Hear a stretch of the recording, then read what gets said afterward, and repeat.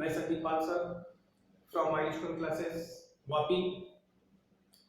आज हम लोग पढ़ेंगे सॉल्यूशन लेसन का नया टॉपिक सॉल्युबिलिटी।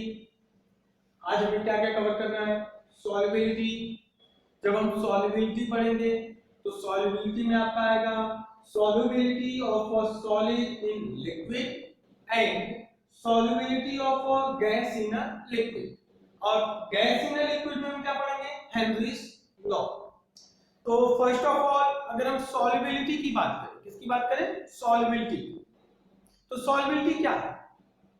किसी भी गिवन सॉल्वेंट में कोई भी हमारा गिवन सॉल्वेंट होगा और एक पर्टिकुलर टेम्परेचर होगा, क्योंकि यहां पे हमें टेम्परेचर को चेंज नहीं करना है। मैंने क्या बोला? सॉल्युबिलिटी का मीनिंग बता रहा हूं। सॉल्युबिलिटी मीनिंग क्या है? कि किसी गिवन सॉल्वेंट में हम मैक्सिमम अमाउंट ऑफ सॉल्यूट को डिसॉल्व कर रहे हैं। सॉल्युबिलिटी का मीनिंग क्या?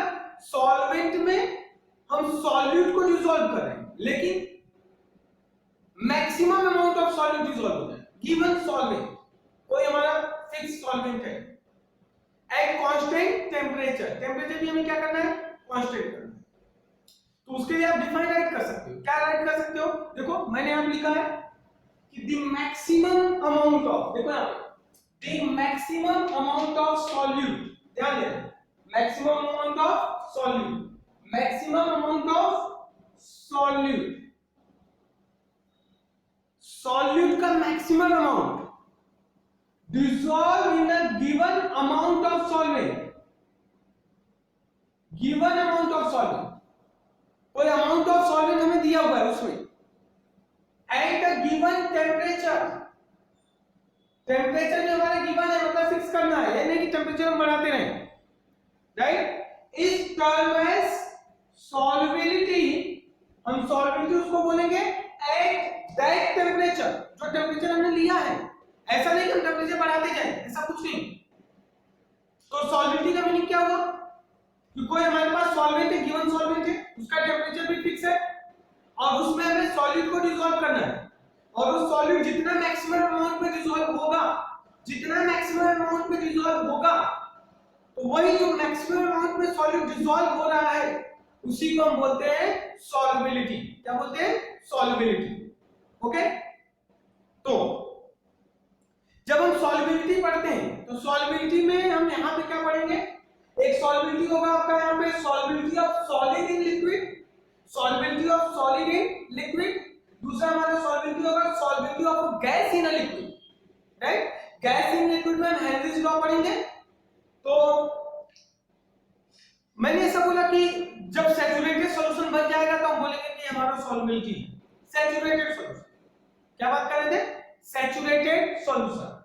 अगर हम आपसे पूछे कि सैचुरेटेड सॉल्यूशन क्या होता है, कभी मैंने अभी बोला कि सॉल्युबिलिटी का मतलब होता है कि किसी भी सॉल्यूशन का सैचुरेटेड सॉल्यूशन हो जाए, और सैचुरेटेड सॉल्यूशन उस केस में क्या होता है जहां पे अब जो सॉलिड हो डिसॉल्व ना हो, सॉलिड अब डिसॉल्व नहीं हो रहा है, उसे हम बोलते हैं सैचुरेटेड सॉल्यूशन।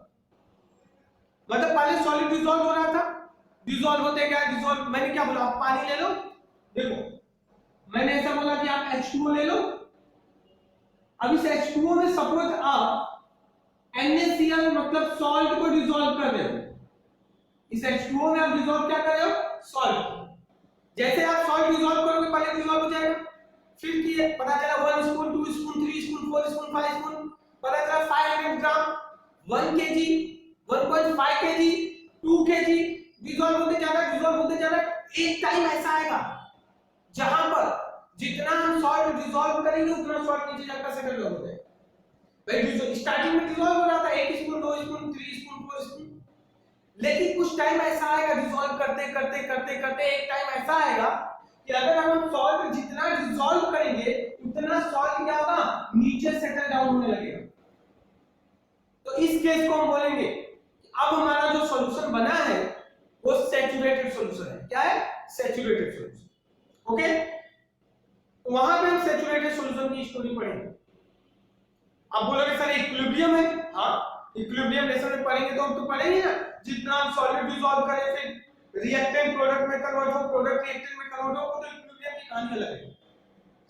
लेकिन जहां पर no more of solid dissolve in solution are called saturated solution. तो मैं डिफाइन नहीं कर रहा हूं सैचुरेटेड सॉल्यूशन का, फिर आगे इसके चलता हूं।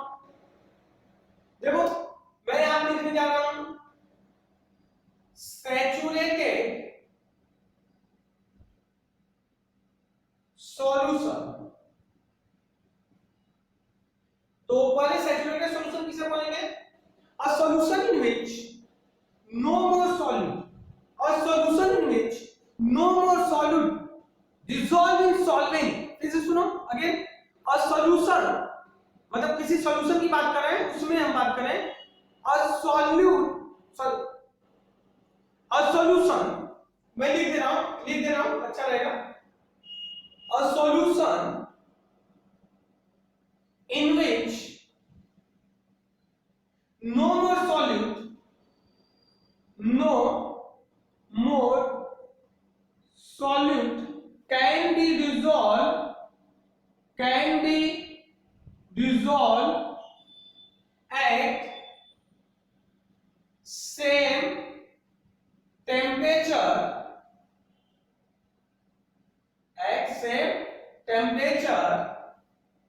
and pressure.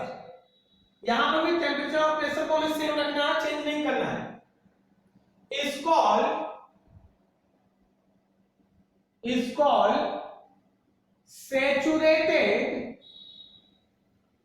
solution। मैंने क्या बोला? सैचुरेटेड सॉल्यूशन क्या है? मैंने बोला कि जब हम डिसॉल्व करना स्टार्ट करते हैं सॉल्यूट को सॉल्वेंट में, तो सॉलिड सॉल्वेंट में डिसॉल्व होता है, सॉल्यूशन बनता है। अब सॉलिड को कंटिन्यू डिसॉल्व करते जाओ, एक टाइम ऐसा आएगा कि सॉलिड डिसॉल्व होना बंद हो जाएगा। जितना सॉलिड डिसॉल्व करोगे उतना नीचे सेटल डाउन होते जाएगा। तो उस केस में जो सॉल्यूशन बना है, उस सॉल्यूशन को हम क्या बोलेंगे? सैचुरेटेड सॉल्यूशन है, कांस्टेंट टेंपरेचर एंड प्रेशर। तो वही मैं लिखा हूं, a solution in which no more solute can be dissolved, आगे मैंने क्या लिखा? at same temperature and pressure, temperature pressure क्या होना चाहिए? Same, is called saturated solution. Okay, तो ये तो कहानी का सैचुरेटेड सॉल्यूशन। लेकिन अब मैं आपको लेकर चलता हूं solubility of solid in liquid, solubility of a solid in a liquid। तो नेक्स्ट हमारा होगा solubility of a solid, solubility of a solid in liquid।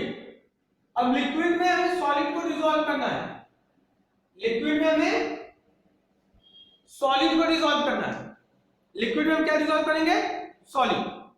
देखो ध्यान सुनो, जब हम लिक्विड में सॉलिड डिसॉल्व करते हैं, ध्यान सुनो, लिक्विड में हम सॉलिड डिसॉल्व करते हैं, उसमें क्या होगा कि मैंने वही बोला, NaCl की बात कर रहे हैं, सॉल्ट की बात करें, वाटर में हम डिसॉल्व कर रहे हैं, सॉल्ट को हम वाटर में डिसॉल्व कर रहे हैं। ओके, और सैचुरेटेड सॉल्यूशन जब बनेगा वही उसकी सॉल्युबिलिटी होगा। तो ये तो वही एग्जांपल जो मैंने ऊपर लिखा था, इसी का मैंने लिखा, देख लो, मैंने लिखा कि मैंने यहाँ वाटर लिया था और वाटर में मैंने सॉल्ट ऐड कर रहा था और ये सॉल्ट हमारा सॉलिड फॉर्म में था। देख लो, ये सॉल्ट किस में था? ये सॉलिड फॉर्म में था और डिसॉल्व कहां पे हो रहा था? वाटर में, जो लिक्विड में था। तो ये कहानी तो वही है कि solubility of a solid in a liquid. तो यहां पे बात आता है कि सैचुरेटेड सॉल्यूशन तो बन गया, सैचुरेटेड सॉल्यूशन बन गया, मतलब सॉलिड को लिक्विड में डिसॉल्व किए, लेकिन इसमें फैक्टर इफेक्ट नहीं होते भाई। ऐसा नहीं कि कोई भी सॉलिड किसी भी सॉल्वेंट में डिसॉल्व हो जाए, किसी भी लिक्विड में, ऐसी कोई कहानी नहीं। इसके लिए फैक्टर इफेक्टिंग आते हैं। फैक्टर इफेक्टिंग क्या है? जो सॉल्युबिलिटी है वो डिपेंड करेगा nature of solute, nature of solute and solvent. दूसरा किस पे डिपेंड करेगा? इफेक्ट ऑफ टेम्परेचर,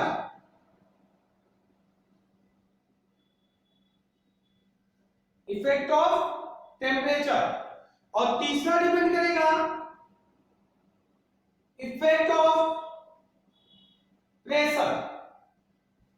अभी सॉल्युबिलिटी जो सॉल्युबल हो रहा है वो डिपेंड किस पे करेगा? Nature of solute and solvent. Solid और सॉल्वेंट का नेचर क्या है? तो हमें पता है, ध्यान सुनो, हमें क्या पता है कि हमेशा पोलर सॉल्यूट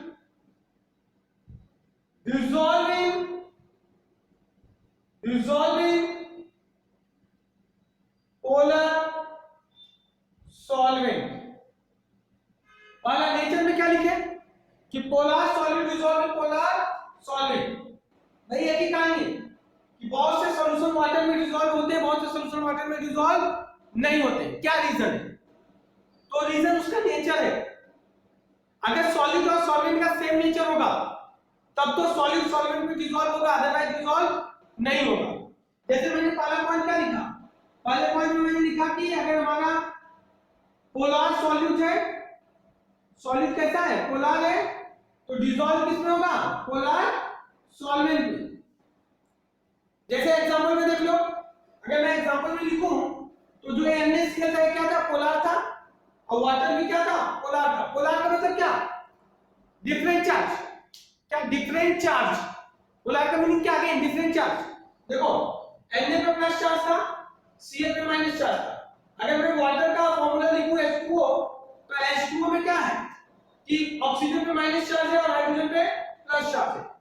मतलब इन केस में NaCl भी आपका पोलर है, H2O भी पोलर, क्योंकि दोनों में डिफरेंट डिफरेंट चार्ज है, इसलिए NaCl इजीली वाटर में डिसॉल्व होता है।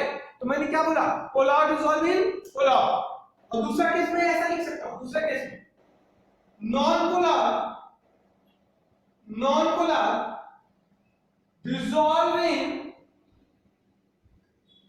so non-polar solute, sorry na, non-polar solute dissolving non-polar solvent, non-polar solvent। मतलब दूसरे केस में बताया कि non-polar मतलब non-polar solute dissolving non-polar solvent। दूसरा केस हमारे, ओके। इस दूसरे केस के लिए भी आप मोस्टली वैसे देखते ही हैं, जैसे हमारा नेफ्थलीन हुआ, एंथ्रासीन हुआ। अगर हम बात करें नॉन पोलर की बात करें तो मैंने नेफ्थलीन ले लिया, या तो मैंने एंथ्रासीन ले लिया, ऑर्गेनिक कंपाउंड है एंथ्रासीन। ये दोनों जो है डिसॉल्व होते हैं किसमें, बेंजीन में। नेफ्थलीन एंथ्रासीन दोनों डिसॉल्व इन बेंजीन। दोनों कहां डिसॉल्व हो रहे हैं, बेंजीन में डिसॉल्व हो रहे हैं।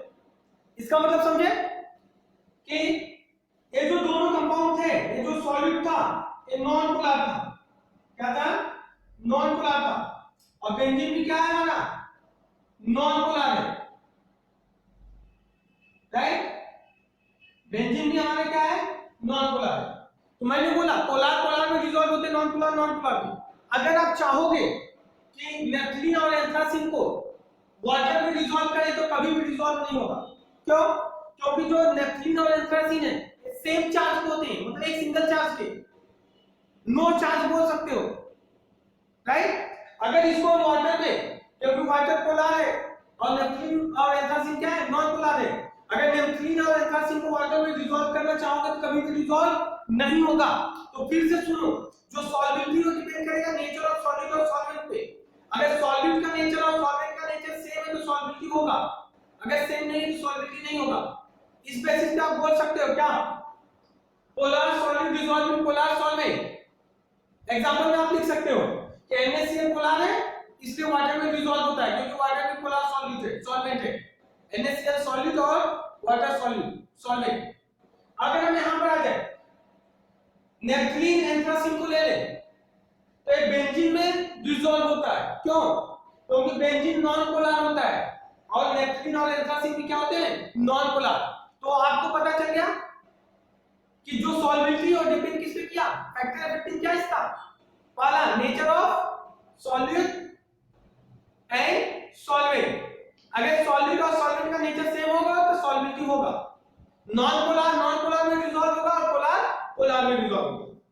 दूसरा इसकी कहानी, तो मैं इसको रब कर रहा हूं नेचर ऑफ सॉल्यूट। अच्छा, रब करने से पहले इसका स्क्रीनशॉट लो फटाफट।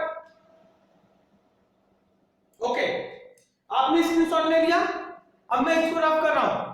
ओके, देखो अब ये नेचर हो गया। दूसरा फैक्टर इफेक्टिव मैंने क्या लिखा था? Second factor effective. Second factor effective हमारा क्या था? Effect of temperature, effect of temperature. Temperature का इफेक्ट क्या होगा? अगर हमारा सॉलिड है, सॉरी अगर हमारा जो सॉल्यूशन है उसमें क्या है? Solubility of solid in liquid, इसमें टेम्परेचर का इफेक्ट क्या होगा? ये डिपेंड करेगा, ये डिपेंड करेगा किस पे डिपेंड करेगा? ये डिपेंड करेगा आपका टाइप्स ऑफ रिएक्शंस पे। अपने पास टू टाइप्स के रिएक्शंस होते हैं, एक होता है एंडोथर्मिक। क्या होता है? एंडोथर्मिक। एंडोथर्मिक का मतलब जानते हो? Gain of heat, gain of heat या गेन ऑफ हीट। अगर हमारा सॉल्यूशन एंडोथर्मिक में है, अगर हमारा सॉल्यूशन क्या हो? एंडोथर्मिक हो। एंडोथर्मिक मतलब अगर हम हीट को देंगे तब जाकर रिएक्शन कंप्लीट होगा, तब जाकर सॉल्युबिलिटी बढ़ेगा। तो एंडोथर्मिक के लिए आप लिख सकते हो टेम्परेचर इंक्रीज। देखो ये सिंबल इंक्रीज का है, टेम्परेचर इंक्रीज, तो बोल सकते हो सॉल्युबिलिटी आल्सो इंक्रीज। अगर टेम्परेचर बढ़ेगा तो सॉल्युबिलिटी बढ़ेगा, अगर टेम्परेचर बढ़ेगा तो सॉल्युबिलिटी भी क्या होगा? इंक्रीज होगा। किसके लिए? एंडोथर्मिक के लिए। अगर हमारा सॉल्यूशन एक्सोथर्मिक हो, क्या हो? एक्सोथर्मिक। एक्सोथर्मिक का मतलब होता है loss of electron, sorry loss of heat. मतलब है ऐसा रिएक्शन से जिसमें अगर हीट को निकालोगे तब जाकर सॉल्युबिलिटी बढ़ेगा। अब भाई कोई भी चीज हीट निकालने में सॉल्युबिलिटी बढ़ा रहा है, अगर उल्टा हीट दोगे तो क्या सॉल्युबिलिटी बढ़ेगा? नहीं बढ़ेगा, क्योंकि क्वेश्चन से बोल रहा है, एक्सोथर्मिक के बोल रहा है कि अगर वो हीट को निकाल रहा है तब जाकर सॉल्युबल होगा। अगर एक्सोथर्मिक वाले रिएक्शंस में आप हीट दोगे, टेम्परेचर बढ़ाओगे तो सॉल्युबिलिटी डिक्रीज हो जाएगा। तो आप लिख सकते हो इसके लिए टेम्परेचर इंक्रीज यहां पर, तो सॉल्युबिलिटी के बारे में आप क्या लिखोगे? Solubility decrease. देखो एरो मैंने नीचे लिखा, दिखा? मैंने एरो नीचे लिख दिया। इन एक्सोथर्मिक रिएक्शंस जहां पे हीट निकलता है उसमें अगर टेम्परेचर बढ़ाओगे तो सॉल्युबिलिटी क्या होगा? कम हो जाएगा, राइट? इसका भी स्क्रीनशॉट लो फटाफट। ओके, अब मैं आपको पढ़ाऊंगा इफेक्ट ऑफ प्रेशर। क्या पढ़ाऊंगा? Effect of pressure. देखो टेम्परेचर का इफेक्ट हो गया, अब हमारा चलेगा इफेक्ट ऑफ प्रेशर। अब ध्यान से सुनना, सॉलिड और लिक्विड पे कंप्रेसिबल नहीं होते हैं, उसमें प्रेशर का इफेक्ट नहीं होता। सॉलिड पे आप प्रेशराइज नहीं कर सकते, ये सॉलिड है, मैं प्रेशर दे रहा हूं, कोई इफेक्ट नहीं होगा। लिक्विड में आप प्रेशर दो, कोई इफेक्ट नहीं होगा। तो सॉलिड और लिक्विड में प्रेशर का इफेक्ट नहीं होता है। प्रेशर का इफेक्ट क्या होता है? गैस में। तो यहां पे लिखोगे नो इफेक्ट, नो इफेक्ट। किसके लिए? सॉल्युबिलिटी के लिए। किसमें? सॉलिड में। Solubility of solid in liquid में प्रेशर का कोई इफेक्ट नहीं होगा। ओके, ये भी देख लो। अब हमारा सेकंड टॉपिक चल रहा है क्या? सॉल्युबिलिटी के केस में अब हम आते हैं यहां पर solubility of gas in liquid. अब हम क्या पढ़ेंगे? Solubility of gas. देखो ये वाला टॉपिक हमारा हो गया, ये वाला